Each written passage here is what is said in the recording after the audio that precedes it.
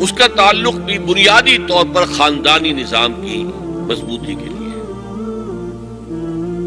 خاندانی نظام مضبوط رہے گا جبکہ شوہر اور بیوی کی جتنی جنسی دلچسپی ہے وہ صرف آپس میں مرکوز ہو. شوہر کی بیوی پر، بیوی کی شوہر پر. ادھر ادھر نگاہیں جائیں گی. کوئی عورت دیکھی نگاہوں میں کھپ گئی، وہی خواب میں آئے گی. اپنی بیوی کی طرف سے توجہ ہٹ جائے گی. اور یہ چیز وہ بانڈ آف لو جو ہے بٹوین دی اسپاؤسز اس کو کمزور کر دے گا. جنسی آوارگی نہ ہو، عورت کو چھپا کر رکھا جائے. وہ مستورات ہمارے ہاں کہلاتی تھی، مستورات. پردے کا جو احکام ہے اس جنسی بے راہ روی کو روکنے کے لیے حسن کہتے ہیں عربی زبان میں قلعے کو. اور جو عورت ان تمام پردوں میں ہے، پردے کہہ رہا ہوں میں، ایک نہیں، اس کو محسنہ کہتے ہیں کہ وہ قلعے کے اندر ہے. یا تو وہ خاندان کے اندر رہ رہی ہے، بھائیوں کی اور باپ کی پشت پناہی حاصل ہے اسے، وہ اس کی عصمت و عفت کے محافظ ہیں. یا وہ شوہر کے گھر میں آ گئی ہے تو وقرن فی بیوتکن، اپنے گھروں کے اندر رہو وقار کے ساتھ، تو وہ ایک قلعے کے اندر ہے. محسنات. اب دیکھیے اس زمانے کی منافقت سب سے بڑی کیا ہے. ایک طرف نفسیات میں کہتے ہیں کہ فرائیڈ بابا آدم ہے جدید نفسیات کا، اور وہ کہتا ہے کہ انسانوں میں سب سے بڑا جذبہ، سب سے بڑا موٹیو جنسی ہے. اللہ نے بڑی کشش رکھی ہے، مرد میں عورت کے لیے، عورت میں مرد کے لیے. لیکن عورت پیسیو ہے مزاجن، وہ اقدام نہیں کرتی، آگے نہیں بڑھتی. مرد اقدام کرتا ہے، آگے بڑھتا ہے. یہ جو کشش ہے اس کے نتیجے میں مرد اور عورت کے درمیان بے حجابی گویا کہ آگ پر تیل ڈالنا ہے. آگ بھڑکے گی. اسلام نے اس کو روکا ہے. پورا نظام اس کا معاشرتی، ایک بہت بڑا پردہ پورے معاشرے میں ہے، بہت بڑا پردہ. جیسے یہ چھوٹا سا پردہ آپ کو نظر آ رہا ہے نا، ادھر عورتیں ادھر مرد ہیں. اسلامی معاشرہ سیگریگیٹڈ ہے، مخلوط معاشرہ نہیں ہے. عورتوں کا اپنا دائرہ کار ہے، مردوں کا اپنا ہے. کما کر لانا مرد کا کام ہے، عورت کا کام نہیں ہے. وہ گھر میں خوش اسلوبی کے ساتھ رہے، اچھے انداز میں پکائے، شوہر کا استقبال مسکراہٹ کے ساتھ کرے جب وہ گھر واپس آ رہا کام کر کے، بچوں کی دیکھ بھال کرے. اور اس اعتبار سے میں کہا کرتا ہوں قوم کا حال جو ہے پریزنٹ، یہ مردوں کے حوالے، اور قوم کا مستقبل عورتوں کے حوالے. مستقبل اگلی نسل، اس کی صحیح تربیت ہوگی. ماں کے دودھ کے ساتھ اس کے اندر اسلام اور ایمان کے جذبات جائیں گے. آج تو وہ دودھ پلانا بھی ختم ہوا. بوتل کا دودھ، ڈبے کا دودھ،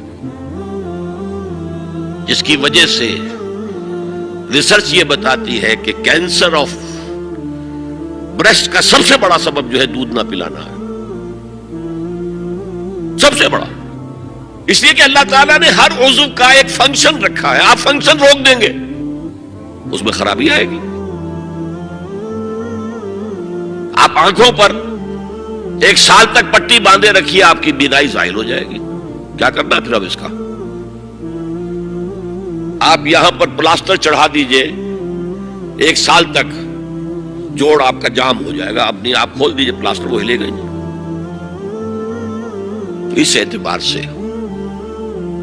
وہ جو اقبال کہتا ہے مادران را اسوہ کامل بطول، حضرت فاطمہ زہرا، ماؤں کے لیے کامل اسوہ حضرت فاطمہ رضی اللہ تعالیٰ عنہ. آسیہ گرداں و لب قرآن سرا، وہ چکی پیستی تھی اور زبان سے قرآن پڑھتی جاتی تھی. اور میں نے اپنے بچپن میں ایسی خواتین کو دیکھا ہے جو چکی پیس رہی ہیں، قرآن پڑھ رہی ہیں اور چھاتی سے بچہ چمٹا ہوا دودھ پی رہا ہے. وہ جو دودھ اس بچے کے حلق میں جا رہا ہے، پیٹ میں جا رہا ہے، اس کی کیا تاثیر ہوگی.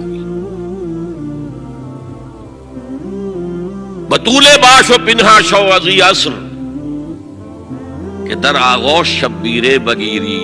اے مسلمان عورت، بطول بن جا، زہرا بن جا، اور اس عصر سے پنہا ہو جا، چھپ جا، علیحدہ ہو جا، تاکہ تیرے آغوش میں حسین جیسا بچہ پیدا ہو. یہ پہلا ہے حجاب، سیگریگیشن آف سیکسز.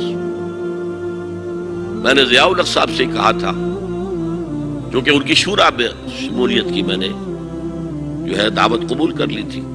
مشورہ دینا ہے، میں اپنے مسجد کے ممبر سے بھی مشورے بھی دیتا ہوں، تنقیدیں بھی کرتا ہوں. جیسے انگریزی کا محاورہ right from the horse's mouth, تو right into the horse's ears کچھ کہا جا سکے تو اچھی بات ہے. میں نے ان سے کہا آپ نے پی آئی اے کو ٹرائی کر دیا، شراب بند کر دی، اچھا کام کیا، بہت عمدہ کیا. دنیا تو یہی کہے گی نا کہ دقیانوسی ہیں، چلیے برداشت کریں. لیکن یہ ایئر ہوسٹسز جو جاتی ہیں کرو کے ساتھ اور 2 ہفتے باہر رہتی ہیں، یہ کون سے اسلام کی روح سے جائز ہے؟ عورت محرم کے بغیر حج کو نہیں جا سکتی، محرم کے بغیر عمرے کے لیے نہیں جا سکتی، اور یہ قانون تھا پاکستان میں. میں نے کہا آپ عورت کو نہیں جانے دیتے حج کے لیے، حالانکہ وہ ادھیڑ عمر کی ہوتی ہیں، عموماً بوڑھی ہوتی ہیں.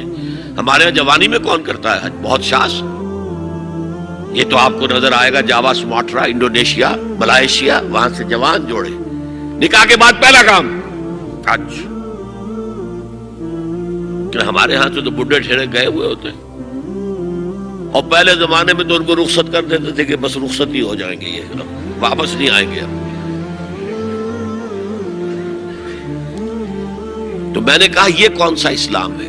خاموش، چپ. میں نے کہا یہ ناشتے کی ٹرے اور کھانے کی ٹرے مرد نہیں رکھ سکتے سامنے. میرے خلاف باقاعدہ خواتین نے جلوس نکالے پاکستان میں جب میں نے پردے کی بات کی. گورنر سندھ کی بیوی جو ہے اس نے لیڈ کیا جلوس کو. میں طالبہ کیا کہ ان کی ٹیلی ویژن کے اوپر جو ہے ان کا سامنے آنا بند کیا جائے. میں نے کہا ٹھیک ہے. بدا الاسلام غریبا ویسعود کما بدا فطوبی للغرباء. اسلام شروع ہوا تھا تو اسی حالت میں تھا کہ کوئی اس کو جانتا پہچانتا نہیں تھا. پھر جب اسلام غالب ہو گیا تو طاقتور کے تو سبھی دوست ہیں، سبھی پہچاننے والے ہیں.